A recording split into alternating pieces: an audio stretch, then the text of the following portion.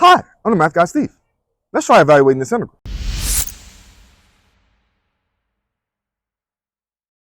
So in evaluating integrals like this, when we have combinations or multiplication of sines and cosines or secants and tangents, then we know to use some type of u sub, maybe even using a trigonometric identity beforehand, a double angle or half angle formula beforehand to help us out. But here, we can try using a u sub directly. Okay, so what we do is we say, okay, well, if I have sines and cosines and one of them has an odd power, let that be the du, right? Okay, so here, since cosine of x is to the 1 power, then we'll say let u be the sine of x. So let u be that, other than a great mathematician, let u be a great mathematician. Just kidding. Let u be the sine of x. Okay. Then here du equals the cosine of x dx. Okay, all right, okay. Now, this one is a definite integral. So with indefinite integrals, we know, okay, well, this would be our subbubble or subble, okay, where when we have a definite integral, then we need to change our limits of integration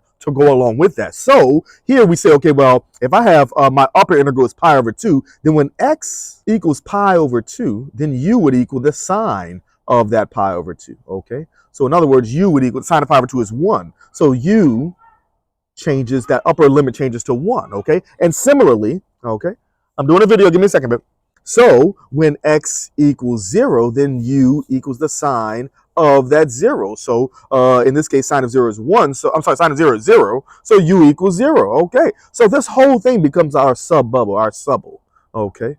And now we have something to substitute for each part of this, all right? So our new integral becomes our new limits of integration, or now instead of from 0 to pi over 2, we have from 0 to 1.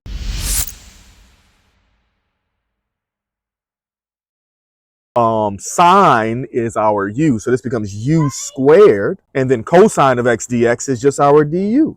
And now it's a lot easier integral to integrate. So the integral of u squared du is just 1/3 u cubed. Okay, so 1/3 u cubed. Normally we'd say plus c, but now, again, this is a definite integral, so we have to plug in our limits of integration by our fundamental theorem of calculus. So from 0 to 1. And so we plug in our upper limits, which would be 1/3 times 1 cubed, minus, and then plug in our lower limit. So that's 1/3 of 0 cubed.